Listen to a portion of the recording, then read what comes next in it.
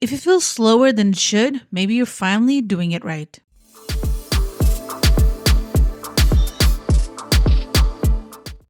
Hi, guys! How is everybody doing? Okay, so before we start our video, I wanted to do a little parenthesis here because the news have been crazy and I was, let's just say, involved. So, for those that are attentive to the news, there was a huge electricity let's just say that the electricity went out for around 12 hours uh, in Europe. And for those that don't know, I live in Portugal, which was the most effective country of all of them. So a quick little parenthesis. Last week on Monday, and by last week, I mean your current last week because this is currently my current week. This happened Monday. We just simply didn't have electricity from around 11:30 in the morning to almost 1 o'clock at night. We had no Wi-Fi, no connection, no electricity, nothing worked. Pretty much only water and gas worked. And it was a very interesting moment that I think a lot of people will talk about for a prolonged period of time. But interestingly enough, that actually got me to want to talk about this topic now, which is about the fact that just because you are going slower than someone else in comparison does not mean that you are achieving your results any slower than they are. So, today we're going to talk about the slow path and the fact that not every person that goes a little slower than everyone else is actually not achieving it the way that everyone else is. So, we're going to break down all the myths, all the confusions, and understand why you may be going slower than the rest. And today, we actually have some puppy company. And so if you hear a couple of sounds, little gurgles or pitter patters, let's just say that we have two puppies in the room. So just think about the fact that you have some comfy, cozy moments right over here. And if they pop up in the camera, believe me, you're going to see it. So let's get started, shall we? Let's be honest. We live in a world that rewards the fast results and the overnight success. The reality here is that you taking longer does not mean you are not proceeding in your path or achieving your goals. Just because there is a moment where both you and someone else are in the same level does not mean that that person will grow faster just because they took less time. It could just simply mean that they may crash harder and have to start all over again. While you're overbuilding and doing that unsexy, quiet, unshareable growth actually may take you further than the person that just doing it like they're ripping a band-aid out of a wound. Just because you are in the slow season doesn't mean that you're weak and only means that you're healing, that you're going through this period of time where you're fully understanding who you are, what you want, and what you wish. And you taking slower or taking a more methodical path does not mean whatsoever that you are going to achieve any less than the person going on the fast route. Slow growth doesn't look like highlight reels. It looks like showing up to the gym when you're tired. It's reading another chapter for school even though you have already read 20 and your mind is about to blow up. It's showing up for those moments when everything just looks worse. And the reality here with showing your life in highlight reels is that it looks so perfect, so polished, when in reality it's not. One of the best examples that I see, and even in my field, is the body transformations that come from people that lose huge amounts of weight. You see one singular video of a 1 year difference in between that first shot and the last shot, but you don't know what that person went through, all the struggles, all the hardships, all the waking ups in the morning and not wanting to get up. But they don't show you that because that's not entertaining. And the reality of having to put out this image of entertainment towards society is that we don't see how the slow, methodical, and soft type of journey can actually be so incredibly rewarding. We go through life like we're rushing, like we're doing everything at 100, when those people that slow down to maybe a 30 or 40 are actually doing more progress than those sprinting towards the finish line. Most often than not, growth has been seen as packed planners and color coded calendars and high energy routines. But true growth is that slow, methodical, is showing up even if you don't feel like it, even if you feel invisible, even if you feel depressed, even if you feel bad. And I felt really compelled to bring out this message after this whole thing happened in Europe with the energy shutdown. I saw people finally slowing down. Basically, what happened, just to give a little bit of context of why I wanted to bring this out, is at 11:30 in the morning here in Portugal and different time schedules in other countries in Europe, basically power just went out. We had no electricity unless your house had a generator or a solar panel or you were completely off of the grid in some sort of capacity. You were going to run out of energy within the next 3 to 4 hours. I can tell you that I was in a bus going to college and I got to college and lights were out. Our Wi-Fi of the school pretty much only lasted an hour. It only gave me enough time to figure out what was happening, who could I contact to figure out if they were safe, and figure out enough information for me to try to get back home because everything just got canceled within minutes. Schools closed, malls closed, supermarkets closed, so many places just shut down. People were thinking was the apocalypse. People ran to buy toilet paper, to buy water. There were people that because their whole house was electric, they had nothing. They had no water, they didn't use gas, they didn't use anything. People literally felt like it was the end of the world. But at the same time, so many clips came out of people talking to their neighbors, going outside, playing with their kids, playing with people, dancing, enjoying, partying, all the way up to the high hours of the night because people had the ability to look up from their screens and finally look at the world. They slowed down. And that made me realize how much we are constantly just on the go, go, go, constantly rushing, constantly on this hustle like culture when the slow, progressive, methodical type of growth is as important. And we have spent so long just going with the go, go, go mentality. And I'm thinking, but I didn't do everything that I did going constantly on the go. I did things methodically because, yes, you could go on a crazy diet and work out every day, and you could probably lose who knows how many pounds of weight that you wish to lose. But are you really going to be happy? Are you really going to be excited? All because you want to have that transformation with a click of a button? You're not going to get the internal emotional side of yourself connected with whatever you're trying to do. And that is what slowness means, to slow down. And it was so interesting looking at my people, my community, my country just completely come into a halt. Country is like trying to figure out what the heck is going on while their people, once they finally realized that they were home and they were safe and there was nothing really too concerning, I hadn't for the longest time just shut off my brain from having to do so many things.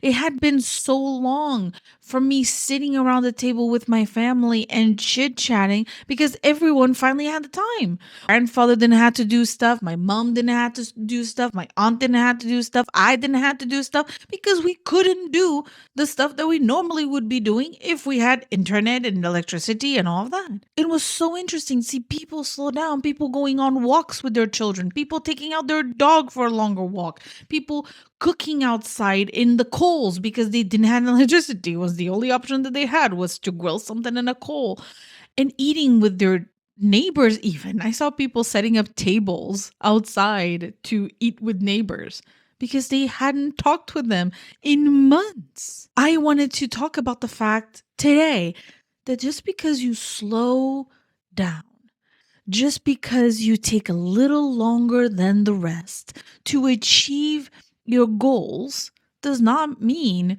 you're going to be any less than anyone else. And I also wanted to bring out what slowness taught me. When I was preparing for exams and working part time and doing content and all that, in a way, to me, was almost like three separate jobs. I had the job of making sure that college went right. I had the job of actual job where I had to go in and have a certain level of performance. And then I have this job of making content and wanting to really put out the best that I could do and bring out what I know and what I know that I have the capability of towards the masses. But in the process, I know for a fact that I burned out multiple times, where I had sometimes days where I wake up in the morning and go to school and then come back and then do content and then do that all over again throughout the week. And then during days that I would work, I would wake up and go to work. And then after going to work, I would be on my lunch break doing school stuff. After coming back from work, I would be editing a video or doing content or posting something. I felt like my 24 hours were completely jammed packed and I burned out. And in a way, I had to find the slowness and softness of the everyday to just tune out my brain.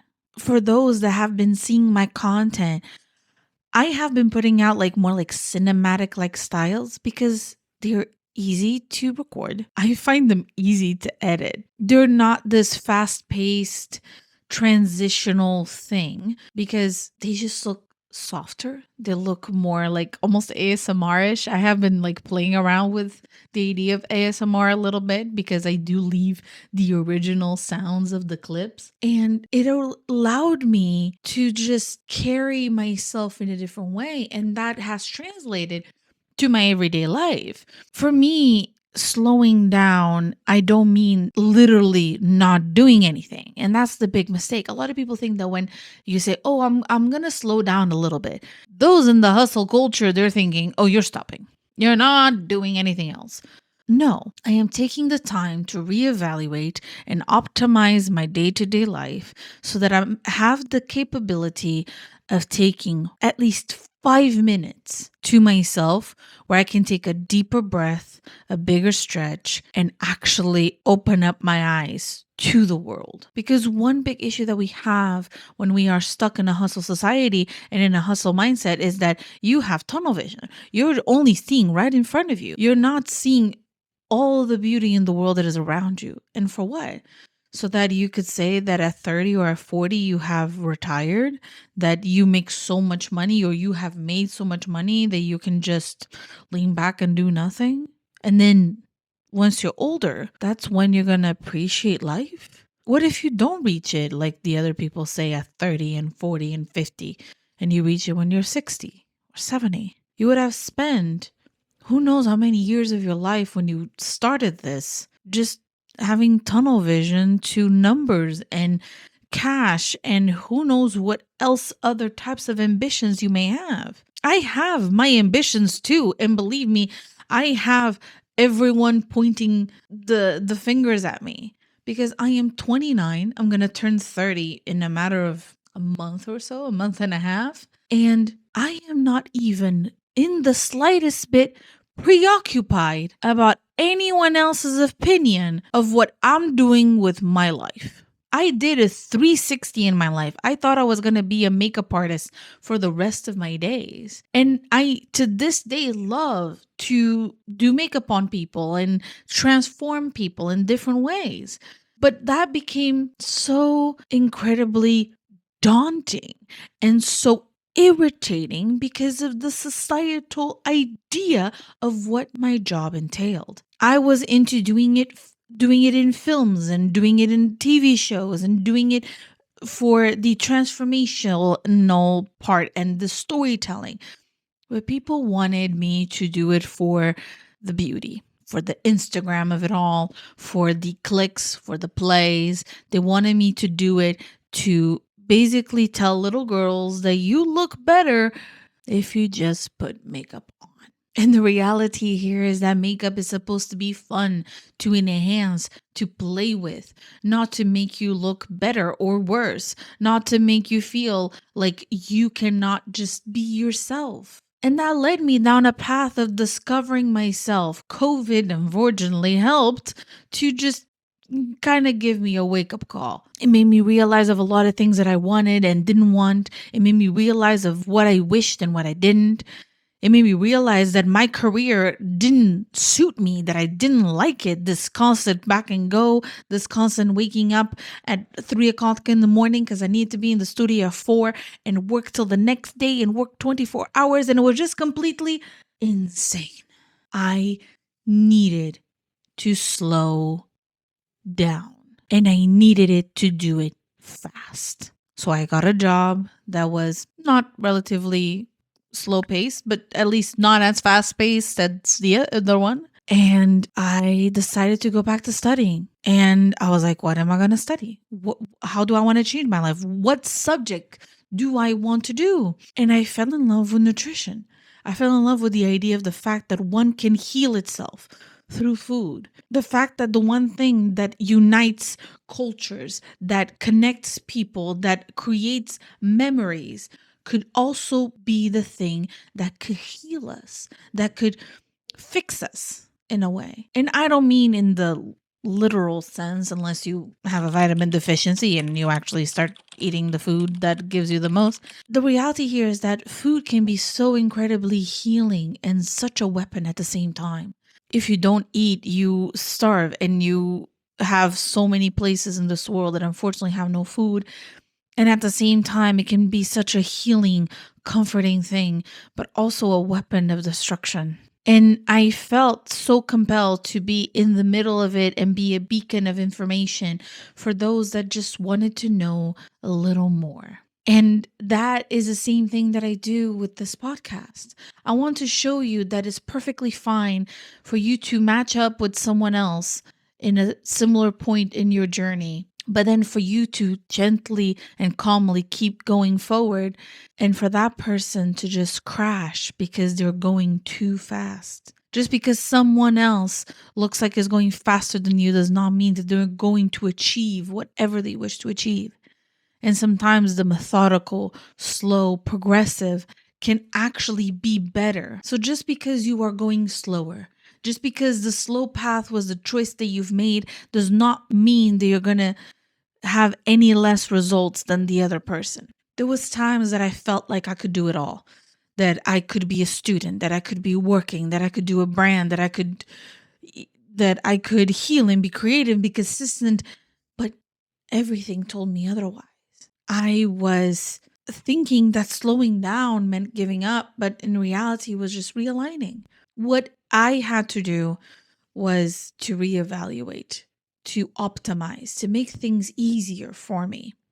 It made me realize that I had the power to adjust my own schedule, to plan things in a different way, to allow myself to plan better, to do better. I know what I do is like I plan the content out for the whole month. And I literally take out one day and I just go bam, bam, bam, bam, bam all day. Content after content after content after content, so that the rest of the month I can just focus in other things. I have optimized the way that I study, and I will not be anyone to judge anyone that uses AI because I use it myself.